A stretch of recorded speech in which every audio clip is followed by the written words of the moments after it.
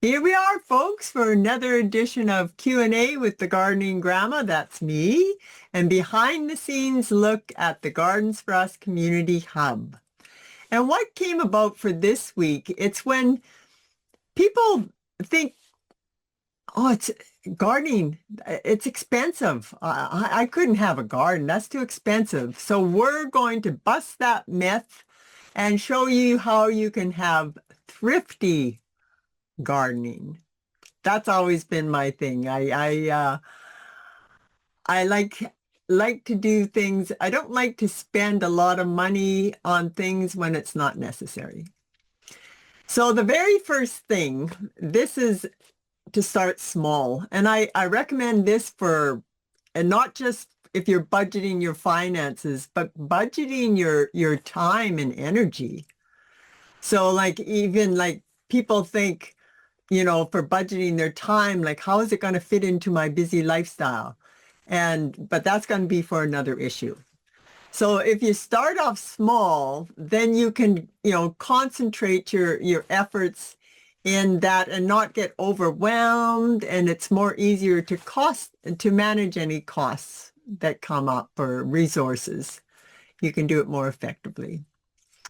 The next thing is that something simple, like starting with seeds instead of going off and buying plants. That a package seeds costs, well, they're going up along with everything else.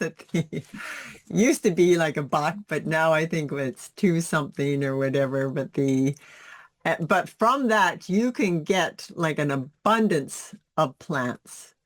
And you can use when you're starting your seeds, like some of them you'll have to start beforehand.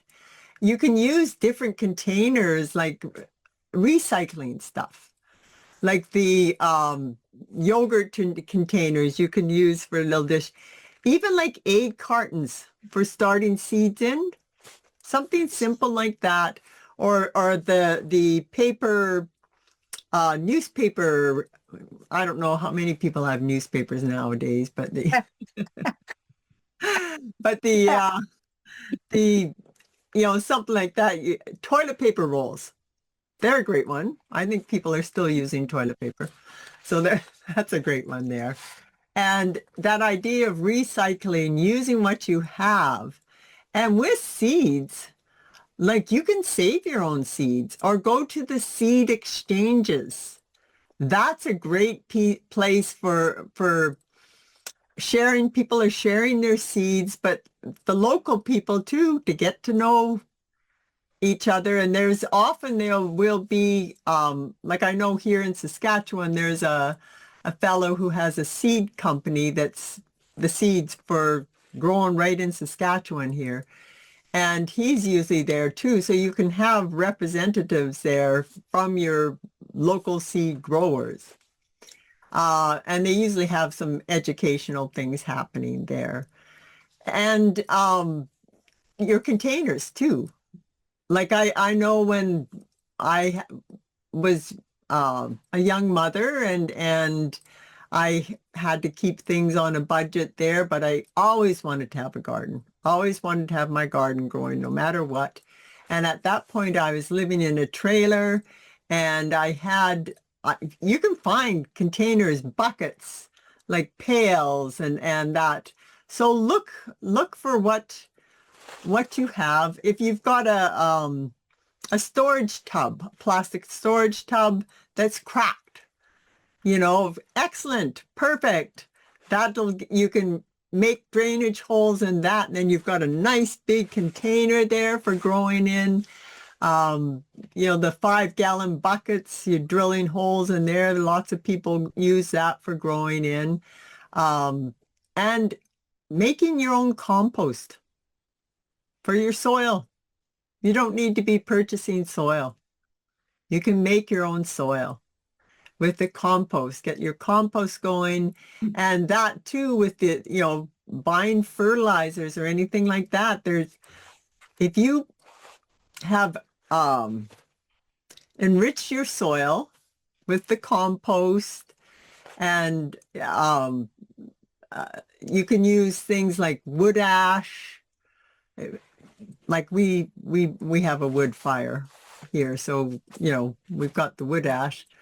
But things like that, coffee grinds, to use that, your eggshells, but you can be producing your own soil. And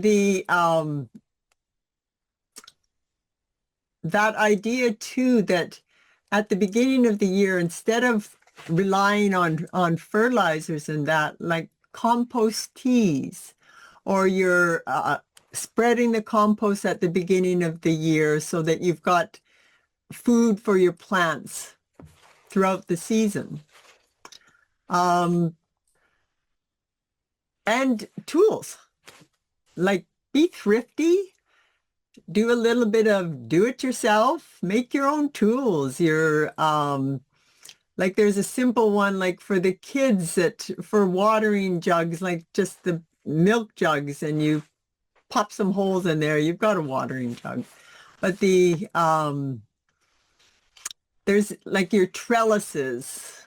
There's no need to be buying fancy trellises. You can go and, I love the woven willow type things that bring out your creativity and use some of the materials you have. Do a little bit of do it yourself instead of buying the pre-made stuff. And with that, if you plan out your garden ahead of time, but before I go into that, I want to be like sharing resources.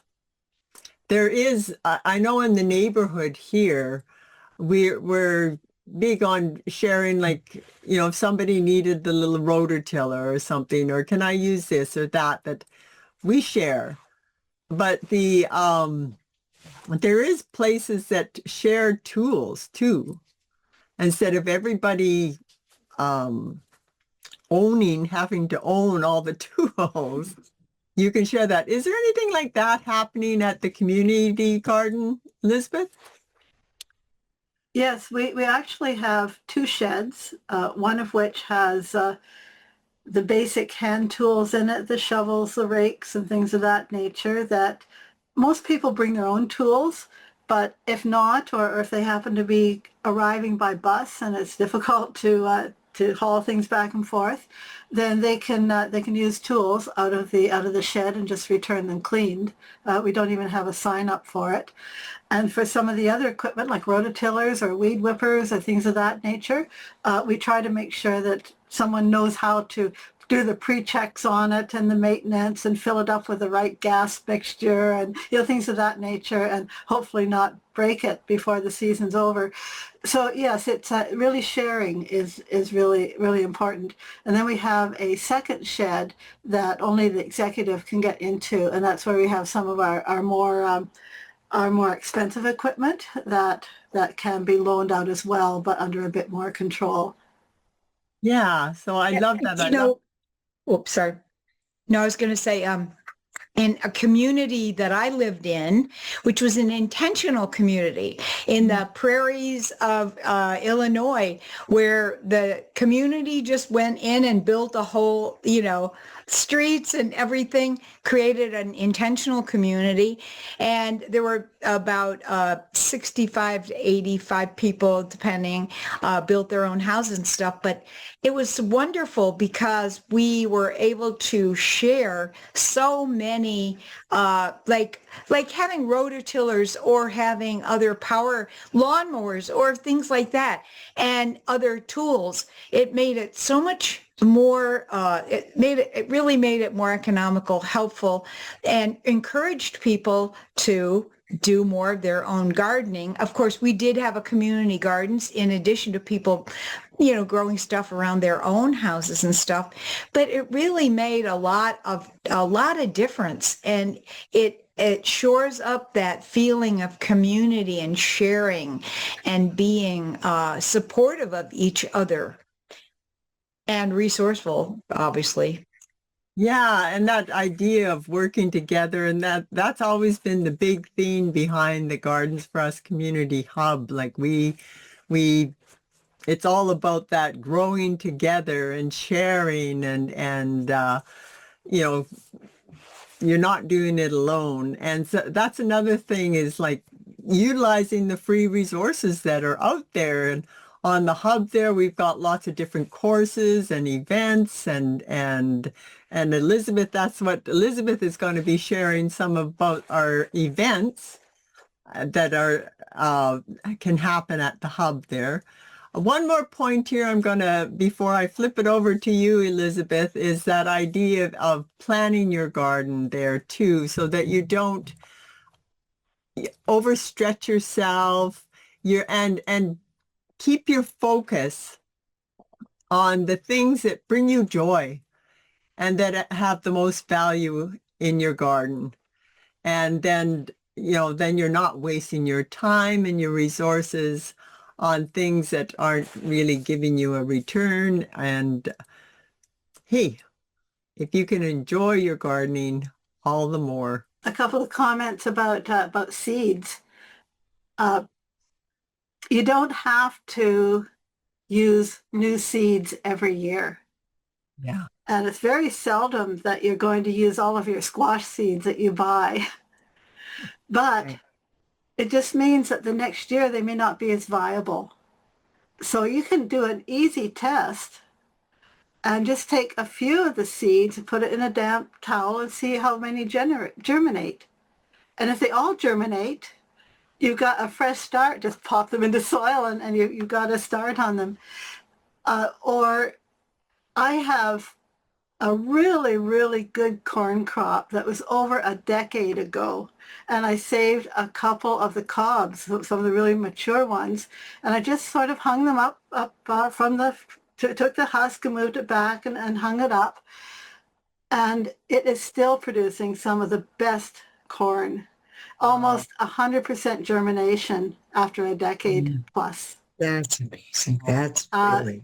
Carrots, I'll buy carrot seeds in bulk because carrot seeds almost have the same germination rate again 5, 6, 7, 8 years later. So it's worthwhile just taking that little bit of extra time to see how long seeds can last. And many of them, they just do not propagate. They don't germinate as much. So you just put more seeds into the ground if you're going to be doing it direct planting. So I think that's a really great way to be thrifty. And also just sharing, especially at the end of the season, there are so many different varieties. And around the community garden, we'll go around and say, can I have one of your tomatoes just so I can try planting it next year? And we're just constantly shifting things back and forth, like, cranberry beans, it's it's really a lot of fun, and you really get to know people and you get to try new plants. And the other thrift for me is to do more than you plan for, because if you only need 3 plants and you have 8, that means you have trading power with someone else, and you go around and you try to give away the extra 5, and you'll be surprised at what you'll get back that you can just pop in your ground as well. Yeah. Yes, that's definitely part of the economy of that resourcefulness and that thriftiness, because what you're producing, like in that beautiful video about seeds or possibility, it's an abundance that produces so much with a little bit of, obviously effort and nurturance and love, but you're producing so much food. And you know what, like you say, both trading, but also you can reduce your food budget by, of course, putting and preserving. Well, Grandma used to say putting by the old, the food, but preserving the food. And it doesn't even have to be that complicated. We used to do a lot of canning at our house, but just drying or dehydrating is one way, freezing, canning, of course, and making things up. But, when you have a bumper crop of whatever, zucchini or whatever, there's lots of ways to expend your food budget and extend your food budget. And your goodwill, you're spreading goodwill by sharing with other people. And just that whole point that, when you are growing your own food, it's actually much cheaper for you, obviously, than buying food, right? And you are getting the benefits so much more of nutrition and fresh quality and vitality and really maybe some of the things you don't want in some things you'd buy, like with chemicals. You control what you're putting into your garden. And so you have cleaner, fresher, more viable food that is nutritional dividends along with economic ones, right? And health, the health That's right. later down the road. Absolutely. So I love that. And I forgot to introduce you two. So Nancy Lee Bentley, who gave us that wonderful sharing there, is from the Food Circle.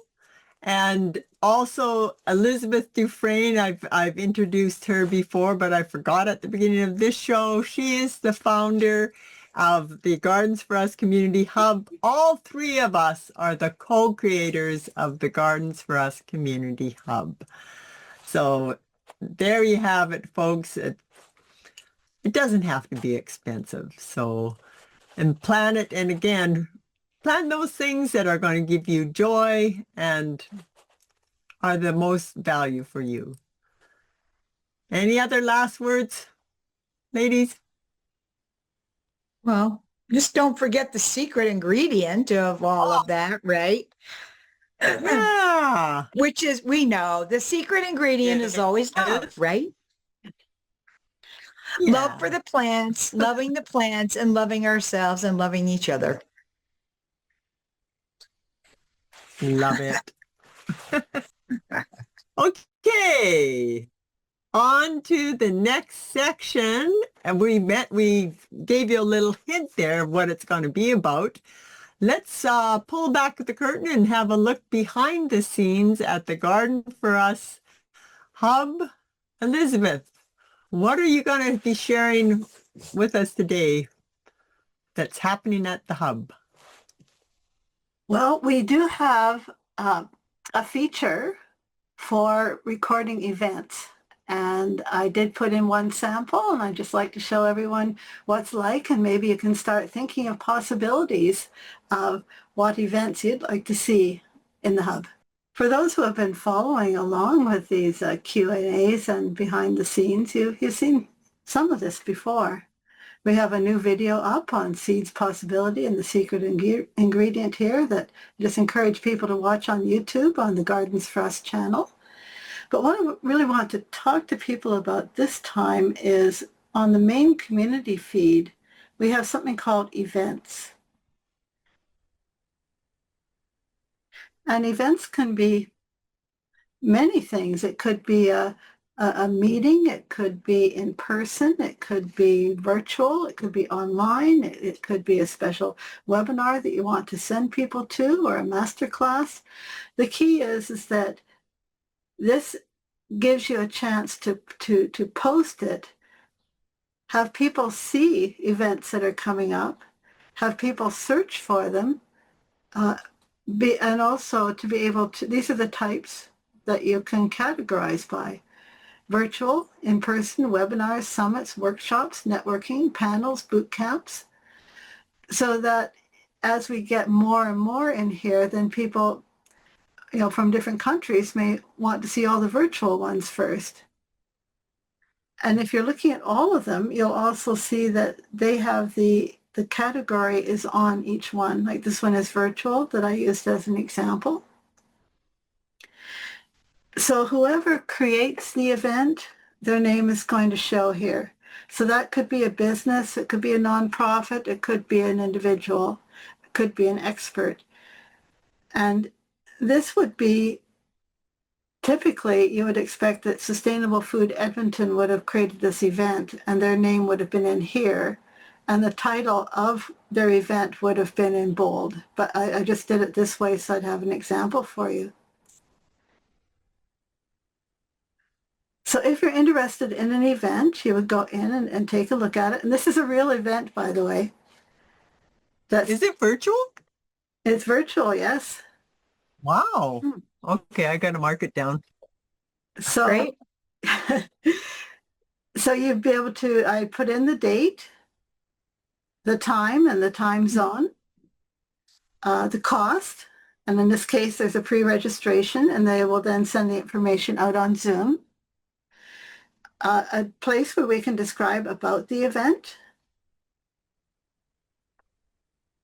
A little bit about who is offering it or who is the guest speaker. Mark from the Organic Master Gardener program in Stony Plain.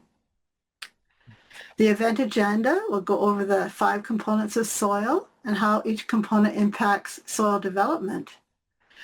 But just so that so you can help people decide whether they want to attend the event or not, you'll be able to say what you'll get out of it. And in this presentation, you'll learn how to tell what the soil needs, easy ways to deliver it, and leave with a plan to repair damaged soil and adopt nature's example for caring for the earth.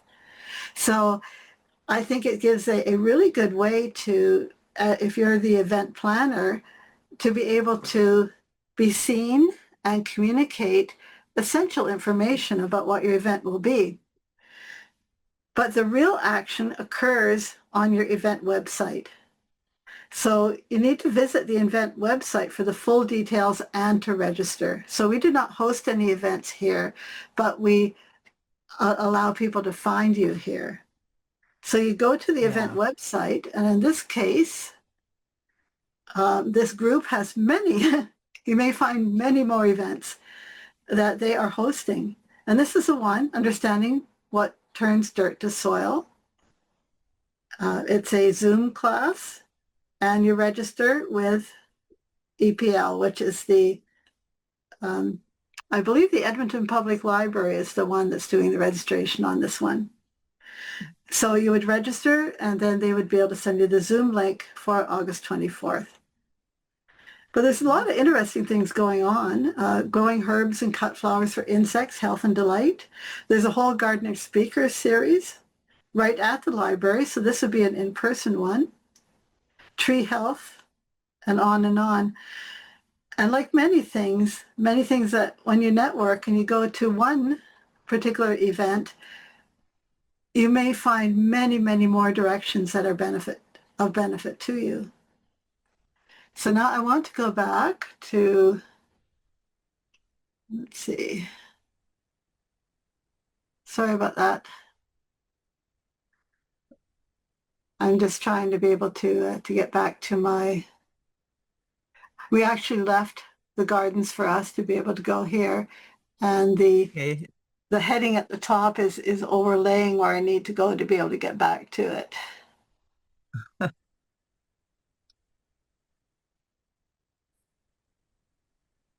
Well, this is another Gardens4Us site as well. This is Gardens4Us.com.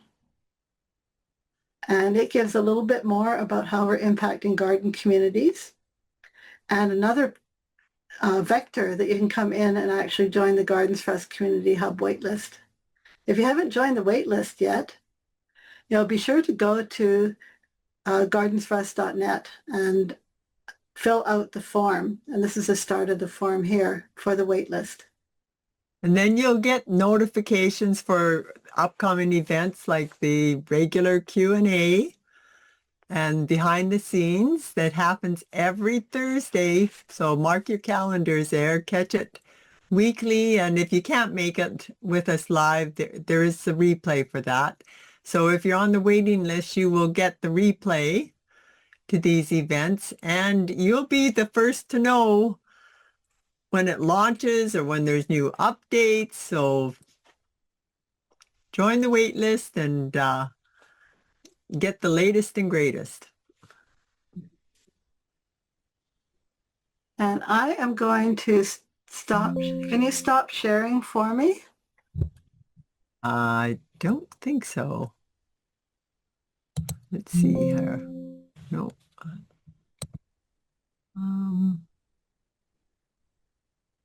You'll have to cut this out. Yeah. Can you just make your screen smaller or something, or why can't you? Yeah, I've made the screen smaller now, so I should be able to get back to where I need to go. Yeah. There. I'm back where I need to go. Yay. In addition to events here, I can show you when you create an event. This is the type of information that you just put in the event name, the event type, which is what we saw before.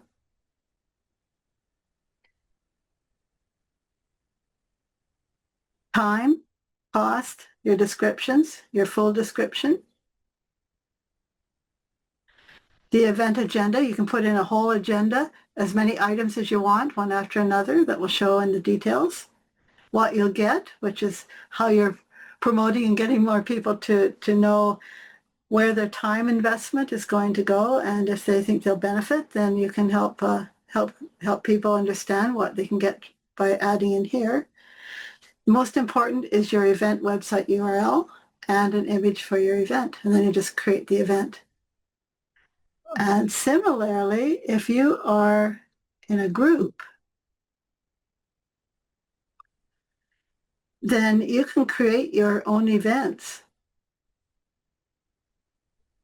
You need to be the admin to be able to do that. And you can go in and add an event. That's very similar, event name, event type, date. This one also has the time zones, which should be in the other event category as well in the near future. The description, an intention, your URL, and your info link for more information. You can both work on this for a while and save it as draft, and then when you're ready to actually add the event, you can click on publish, and for the people within your group, your event will show in the calendar. So that's a really special feature for anyone that is a group moderator. And that's all I have to show at this time. Excellent. I love that. And we've got to get this regular event up there too. We'll Yes. be putting that up. But all right. Anything else to add there before we close out? I'm just loving the growth and all the different features that it's more than just